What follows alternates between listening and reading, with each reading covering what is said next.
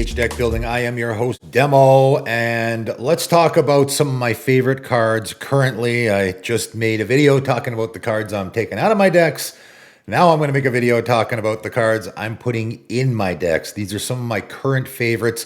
Nothing new, or probably not a single card on this list you guys have never heard of before. They're all cards that we are familiar with as Commander players, but cards that I am just putting in more and more decks because, yeah, I knew about them before, and maybe I've even used them before, but I'm really starting to fall in love with some of these cards. Let's start out with Canoptek Scarab Swarm. 4 mana, artifact creature insect, 1/1 with flying. This was from the Warhammer 40k set. When it enters the battlefield, or I guess when it enters, exile target player's graveyard. For each artifact or land card exiled this way, create a 1/1 colorless insect artifact creature token with flying. And I talked about this when Warhammer 40k came out. This was in my, top cards from the set. I thought it was a decent graveyard hate option. It's colorless, obviously. Fits better in certain themes. So, of course, if you're doing artifact, creature, tribals, you already need graveyard hate. So why not use this guy? Because you're doing artifact, creature theme anyway. If you're an insect deck, because they are insects. They also have flying. So if you're in a flying tribal deck, could be a great fit. Again, you already need graveyard hate. Why not use this option? And I started using it here and there, but what I started to realize, a funny thing I realized about this card, is it also can become a win con. And in fact, this is now a win con in 2 of my decks. And funny enough, both decks are doing something kind of similar. The first deck I ended up putting this in was my lands deck, because I can use this ability on myself. That's the funny thing about this. Yeah, you might not get a lot of insects off of this if you're hitting one of your opponents because they don't have that many artifacts or lands in their deck. But if you hit yourself with this, it can make you a giant flying army of insects if you're in that theme. So my Niambi deck, for example, is a deck that I'm just discarding lots of lands into my graveyards. I'm also sacrificing lots of lands. Artifacts, maybe 1 or 2, but I'm going to have a lot of lands in my graveyard towards the end of the game, and I can cast this guy and exile my own graveyard and create like 20 insect tokens. I have very successfully used this to close out games in that deck a few times. And for that reason, again, it never really occurred to me before, but I ended up also throwing the other copy I have of this in my Plarg deck for the exact same reason, because there's a deck where I'm throwing lots of lands in my graveyard, and I had a little bit of a issue closing out games. It can be a little bit of a non-bo because I also have Cavalier of Flame in there as an alternate win con in that deck. So obviously I can't do both. I either use the Cavalier of Flame as a win con there, or I use the Canoptek Scarab Swarm, because of course, if I exile my graveyard, the Cavalier of Flame is not going to be super great. I can play it earlier in the game, because that deck I really have no problem getting lands in my graveyard. So I can play it earlier in the game and create like 5 or 6 insects that, they're just good blockers, stuff like that. Get in for damage maybe, but mostly just hold my opponents off until I can get where I'm going. Or I can play it later in the game, exile 30 lands from my graveyard. I mean, in that deck, I can even get more lands in my graveyard. So now it becomes just a great win con. Also is 4 mana value, so it's above the 3 if you want to go find out what I'm doing in that deck. Great graveyard hate card, but also a great card for closing out games if you happen to be just pitching lots of stuff in your graveyard. Moving on to Crafty Cutpurse, and this is a card that I think more and more is becoming it's a more relevant card, but it's also a card that I think is going to be really a blowout in a whole lot of situations. And for me, it is almost worth it to just hold the 4 mana up all the time if you have this guy into your hand, because it can be an incredible game-changing situation. Funny enough, with the card I just talked about as well, which is making tokens, because there is just so many decks and or cards in the format now that are cranking out tokens. You guys should start playing this card more. So 3 and a blue human pirate, 2/2 with flash. When it enters the battlefield, each token that would be created under an opponent's control this turn is created under your control instead. Just think of the amount of blowout situations. Again, the Canoptek Scarab Swarm, I have that come down. I'm about to make 30 insect tokens. You flash this out and you get them instead. My opponent is casting a wheel. Someone has a Smothering Tithe in play. I flash this out, I get those treasure tokens instead. I guess Dockside Extortionist is banned now, so I can't use that as an example, although this should have been played in defense of that card. Avenger of Zendikar, of course, a popular one in the format, but really I think all you need is a couple of tokens here. Because it is a flip situation, right? It's not I'm getting those tokens as well, I'm stealing them. My opponent's not getting them, and I'm getting them. So it doesn't take much for the 4 mana to be worth it here, in my opinion. Only a couple of treasure tokens or a couple of creature tokens is worth the 4 mana here because I'm stealing it away from my opponent and I'm getting it. So it's a double whammy, right? I really think with the insane influx of tokens, whether it be the commanders or just the strategies that people are using in Commander now, this card really needs to see more play. I used to have it in a deck just because I had sort of a combo with Rampage of the Clans where, okay, there's a game-ending scenario with that card, but I'm starting to put it in more and more decks because it really can be a game changer a lot of times. Xathrid Demon is a card that really flew under the radar for me, and it got brought to my attention because of I talked about it in my 5 builds video last month, and someone was using this to sacrifice their commander. It was in the Narfi deck. And the more I thought about it, the more I'm like, man, there's actually a few of my decks where this is a pretty fantastic fit. So 3 black, black, black, demon, 7/7, flying trample. So a 6 mana flying trample 7/7 is pretty good. At the beginning of your upkeep, sacrifice a creature other than Xathrid Demon. Then each opponent loses life equal to the sacrificed creature's power. If you can't sacrifice a creature, tap Xathrid Demon, and you lose 7 life. So that part scares people away. I kind of like that. That's the way they used to make creatures, creatures that were big and powerful and scary like this. There used to be a downside. They actually reprinted this in Commander 2014 because I thought, people might want to use it in Commander. Nobody does, though. I think it's a pretty fantastic fit in a whole lot of decks. Obviously, where you want to be sacrificing creatures, that Narfi deck, obviously it's a great fit there because this is looking for the sacrifice creature's power. So if I'm just sacrificing a 1/1 here, it doesn't seem super worth it, although that's still not a bad scenario, right? If I sacrifice my 1/1 token to this guy, all my opponents lose 1 life, and I have a 7/7 flying trample demon that I can swing with. However, it only goes up from there, obviously, right? So I put this in my Torgar deck because I thought, okay, well, I'm in a sacrifice theme there, and my commander I want to be sacrificing. And of course, my commander has a 7 power, and I have a lot of those slingshot effects in the deck where I can sacrifice my commander to the Xathrid Demon. All my opponents are going to lose 7 life.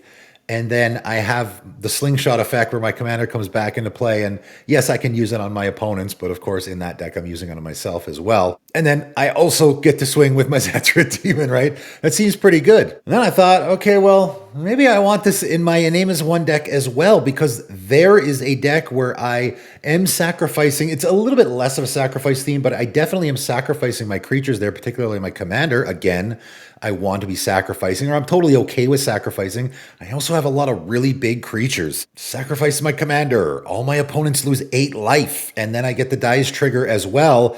And as it happens, I also have a Kokosho in that deck, and there's a commander. If anyone has a Kokosho deck, put Xathrid Demon in there because, of course, any commander that has a dice trigger as well, you're going to get that dice trigger. So if I sacrifice Kokosho with this, 5 life from the Xathrid Demon, and then they're also going to lose 5 life from the Kokosho as well, so they're all going to lose 10 life.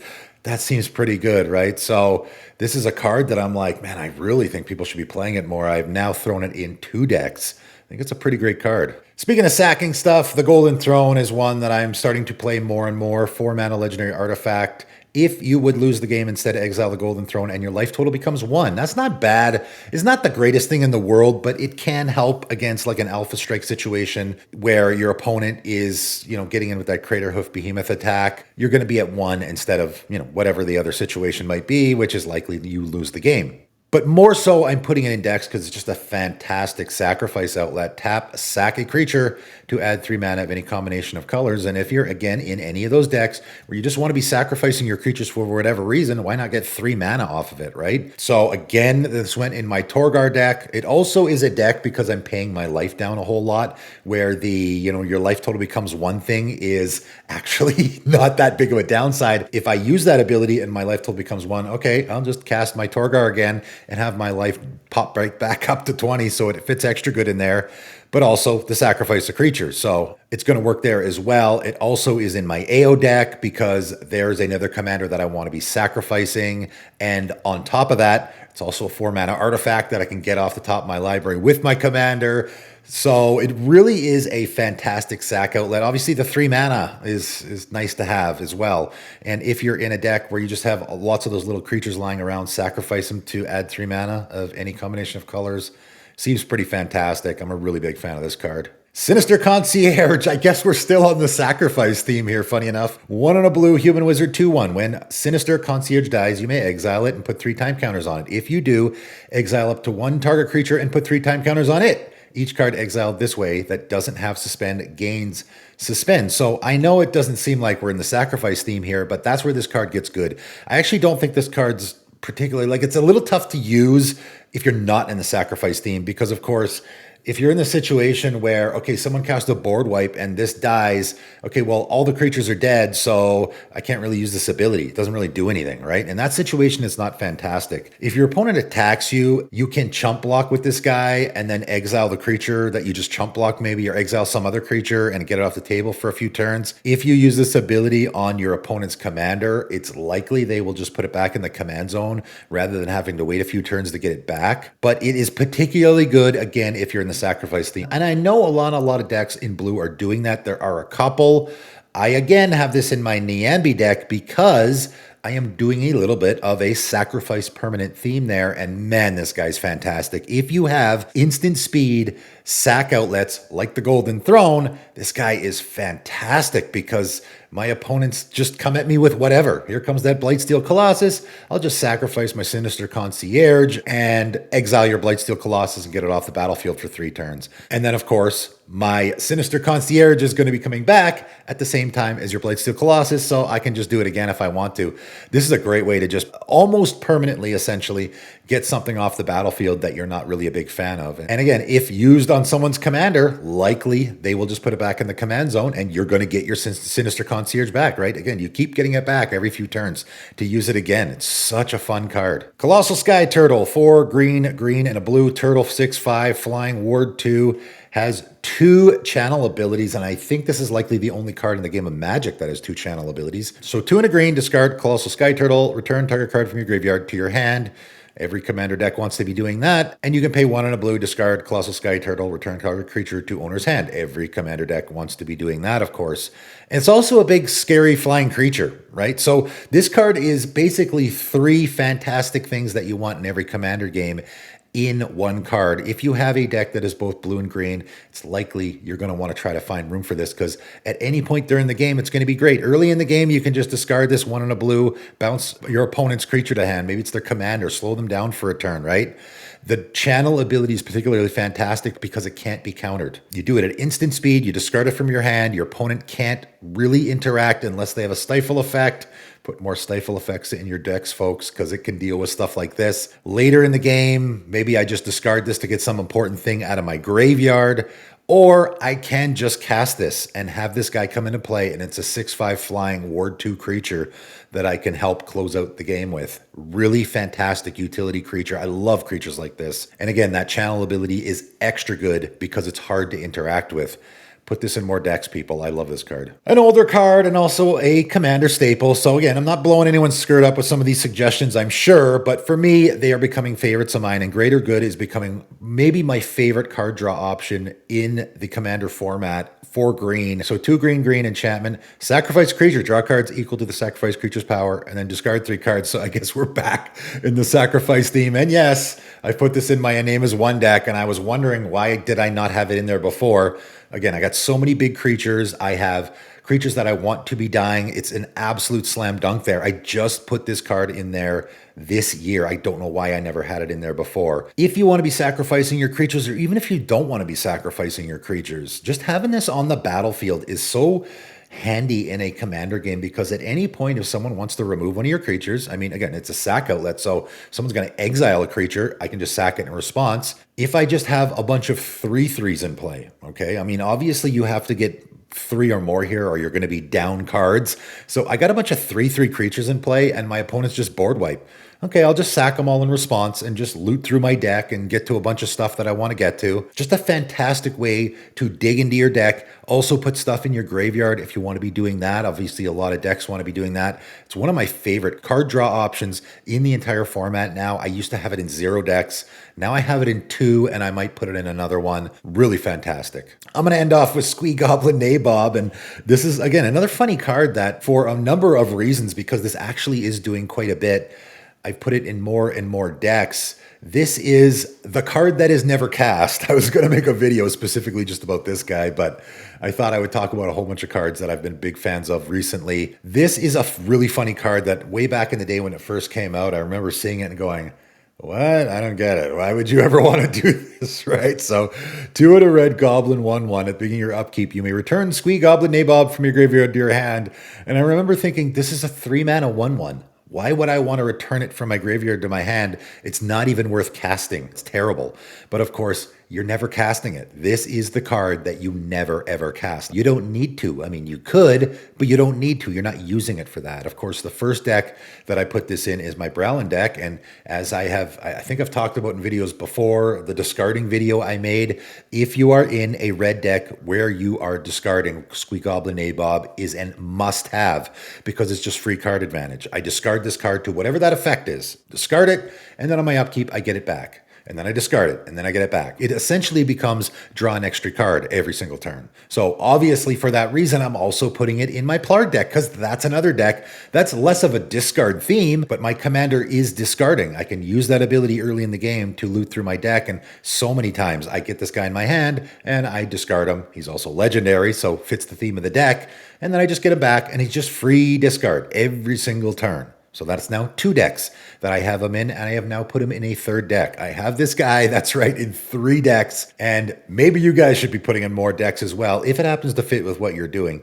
The other place I'm put this guy is in the most recent deck I have put together, and funny enough, I made the video about all my new decks that I put together, and I actually alluded to in that video that I wasn't going to make any more decks this year, and I actually have put together another deck this year, my Leaves the Graveyard deck, which I will be talking about soon enough, I'm sure. That deck is built around Leaves the Graveyard triggers, and of course, if you have a deck that's already doing that, particularly a Quintorius deck, that is a commander in red and white that is doing that, and I don't know, obviously you're going to need discard outlets. I don't know if you're doing that in your Quintorius deck, but of course, because Squee, Goblin, Nabob is going from your graveyard to your hand, on your upkeep, it's just a free way to get a trigger off of your Quintorius or whatever the case may be, right? And in my deck, I'm doing 4 colors. It's a 4-color Leaves the Graveyard strategy. So I have lots of different ways to get triggers off of this guy leaving my graveyard, but that's what this guy is also doing. This guy's actually doing a lot. He is leaving your graveyard on your upkeep and going back to your hand.